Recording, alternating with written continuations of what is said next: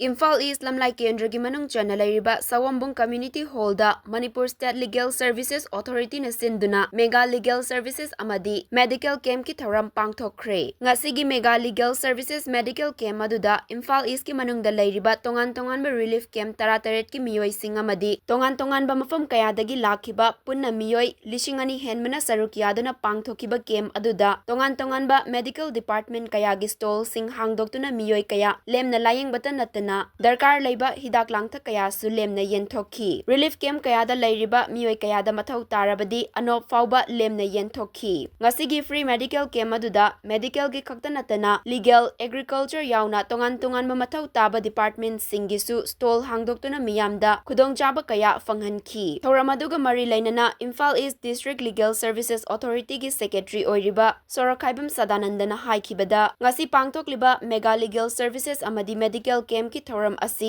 Supreme Court ki senior judge Taruki Khongchat asiga mari lainana Imphal East District ki relief camp singda lairiba miyamgi damak pangthokpani ngasigi Thouram asida internally displaced person lising anirom na saruk yari haina fongdokhi sagi ming Sorokhaibam Sadananda ajekai CGM Imphal East oina leijabani aduga secretary ki District Legal Service Authority ki secretary ki oina Imphal East ki su pampubiro Dongasi legal service camp and medical camp se koi ki Supreme Court judges ki senior most judge Taruk Manipur ki khongchat lak paga loina na pangthok saba kanoni camp ni duna Imphal East ki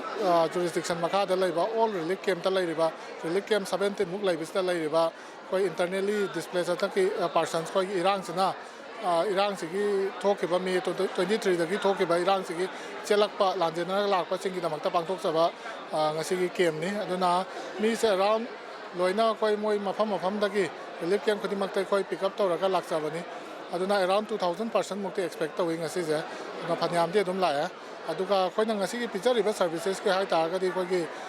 medical camp ki oina koi CMO Imphal East ka RIMS ki doctor team moi around doctor 40 mukti ngasi present oi mafam chita aduna moina medical ki kari awada pa leiba ana yengbiba da na tana koi moi purakpal hidak sing hai tara hidak sing ngasi te free da dum pithok piri moina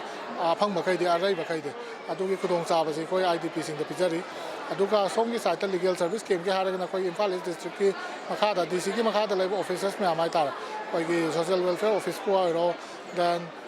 block development office ko aro then KPD ki aro ration ki aro adai birth death certificate sabe ki aro lampata ki aro moi ki tongan bas to loina hangi adugi matungina moi ki khoi ki IDP sing ki damak to ina moi ki awat apa me am do awat pa pa nga ta oi de ni chahi ani phajala amina adugu moi ki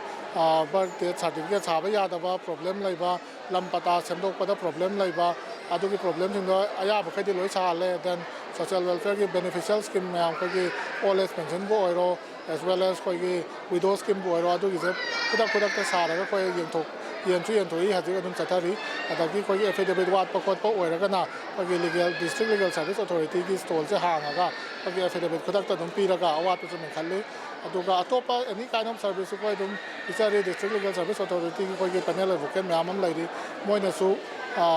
moina khangda ba khot ta la ko do phajana guide to ra ga adum pi ra ga honari hai tar ngasi full day se dum chathani pung mari makai ba adu ngasi ngamauda ba loihauda ba oitar ga su makha tar koina koi district legal service authority ki site mo gi damakta dum pursue tawni mo gi Pangthokhre hak to phangji ba khot pa ngamna ba dum phangana ba hona jagani na chani